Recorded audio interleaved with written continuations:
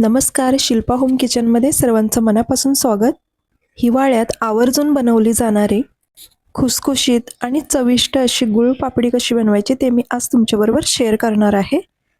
ही गुळपापडी बनवताना गुळाचा पाक न करता अगदी साधी सोपी पद्धत मी तुमच्यासोबत शेअर केलेली आहे. तर त्यासाठी व्हिडिओ शेवटपर्यंत बघा. तर साहित्य काय काय घेतलंय ते इथे बघूयात. 1 कप गव्हाचं पीठ, अर्धा कप साजूक तूप, अर्धा कप गुळाची पावडर किंवा बारीक चिरलेला गूळ, 1 टेबलस्पून खसखस, अर्धा चमचा वेलची पावडर आणि थोडे पिस्त्याचे काप घेतलेले आहेत वरून गार्निशिंग करण्यासाठी. तर सुरुवातीला आपण गुळपापडी सेट करण्यासाठी प्लेट तयार करून ठेवूया. तर इथे मी एक ताट घेतलेलं आहे आणि त्याला थोडंसं तूप लावून घेऊया. तर तूप अगदी व्यवस्थित असं लावून घ्यायचं, कारण जेव्हा आपलं मिश्रण तयार होतं तेव्हा अगदी पटापट ही प्रोसेस करावी लागते. त्यासाठी प्लेट आधीच तयार करून ठेवायची. तर गॅसवरती मी एक कढई घेतली, त्यामध्ये आता हे गव्हाचं पीठ ते आपण थोडंसं भाजून घेऊया आणि त्यानंतर आपण तूप घालून तुपावरती सुद्धा भाजून घ्यायचं आहे. तर सुरुवातीला 2 ते 3 मिनटं कोरडंच भाजून घ्यायचं.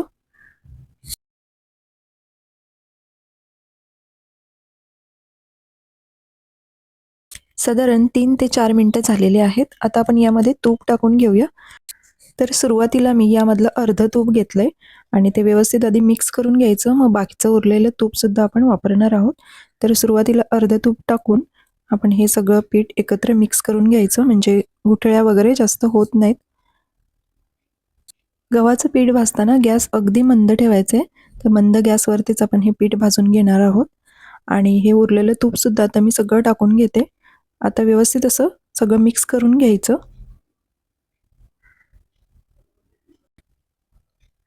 चमच्याच्या मदतीने अशा या पिठाच्या गुठळ्या मोडत मोडत सगळं पीठ अगदी असं व्यवस्थित मिक्स करून घ्यायचं आणि तुपावरती अगदी छान रंग बदलेपर्यंत आपल्याला हे पीठ भाजून घ्यायचं आहे. तर हे पीठ भाजण्यासाठी साधारण 15 ते 20 मिनटं लागतात. तर मंद गॅसवरतीच आपण हे पीठ छान असं भाजून घेणार आहोत. अगदी मोजक्या साहित्यामध्ये ही गुळपापडी बनवून तयार होते आणि या वड्या तुम्ही अगदी महिनाभर बनवून स्टोअर करून ठेवू शकता. तर नक्की ट्राय करून बघा. अगदी सोपी पद्धत मी तुमच्यासोबत शेअर केलेली आहे.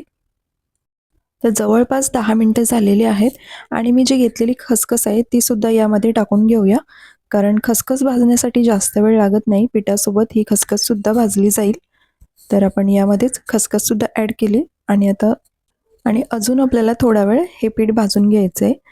तर बघू शकता रंग अगदी बदलत चाललेला आहे पिठाचं आणि हे मिश्रण आधीपेक्षा थोडं सैलसर झालेलं आहे.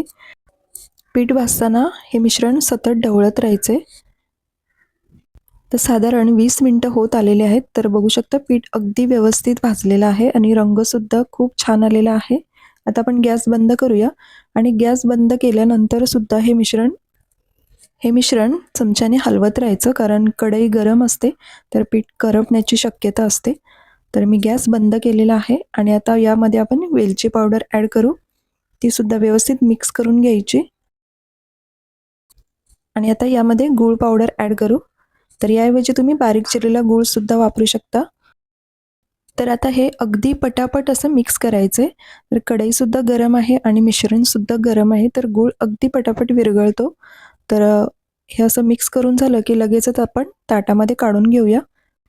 हे मिश्रण लवकर कोरडं होतं, त्यामुळे हे पटकन मिक्स करून घ्यायचं आणि लगेचच ताटामध्ये काढून घ्यायचं. तर आता हे झालेलं आहे मिक्स. आता मी ताटामध्ये काढून घेते. तर आता हे सगळं मिश्रण आपण ताटामध्ये ओतून घेऊया आणि चमच्याच्या साहाय्याने वरून असं प्रेस करून एकसारखं करून घ्यायचं. ही प्रोसेस करताना मात्र अजिबात वेळ लावायचा नाही, नाहीतर मग मिश्रण कोरडं झालं तर मग वड्या अजिबात सेट होत नाहीत. तर आता पटापट चमच्याच्या साहाय्याने हे जे मिश्रण आहे ते सेट करून घ्यायचं आणि थोडंसं प्रेस करत जायचं किंवा एखादी वाटी घ्यायची, वाटीच्या तळाला तूप लावायचं आणि मग त्या वाटीने असं व्यवस्थित प्रेस करून घ्यायचं. आता वरून मी पिस्त्याचे काप घेतलेले आहेत बारीक चिरलेले, तर ते सुद्धा टाकून घेऊया आणि हलक्या हाताने प्रेस करून घ्यायचं.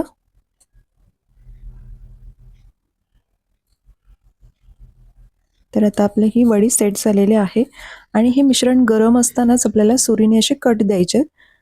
कारण थंड झाल्यावरती याच्या वड्या अजिबात कट करता येत नाही, त्या तुटतात. त्यामुळे मिश्रण गरम असतानाच आपण हे कट देऊन ठेवायचे, म्हणजे हे थंड झाले की वड्या अगदी सहज निघतात. तरी मी आता गरम असतानाच हे कट देऊन ठेवते. तुम्ही तुमच्या आवडीनुसार छोट्या मोठ्या साईजमध्ये वड्या कट करून घेऊ शकता.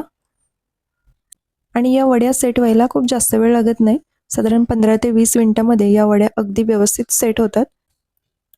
तर आता हे वड्या अगदी सेट झालेल्या आहेत व्यवस्थित.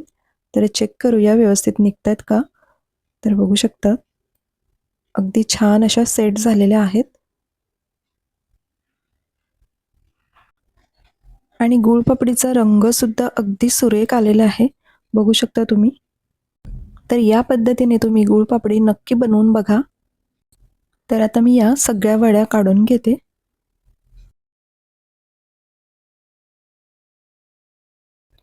आणि तयार आहे आपली खुसखुशीत अशी गुळपापडी. तर आजची रेसिपी तुम्हाला कशी वाटली हे कमेंट्समध्ये नक्की सांगा. व्हिडिओ आवडली तर व्हिडिओला एक लाईक नक्की करा. आणि चॅनलवरती जर नवीन असाल किंवा चॅनलला अजून सबस्क्राईब केलं नसेल तर लगेचच चॅनलला सबस्क्राईब करा अशा छान छान रेसिपी पाहण्यासाठी. आणि तुम्ही बघू शकता आपली गुळपापडी अगदी सुंदर बनलेली आहे आणि खुसखुशीत सुद्धा झालेली आहे. मी तोडून दाखवते तुम्हाला. रंगसुद्धा खूप छान आलेला आहे. तर नक्की तुम्ही बनवून बघा.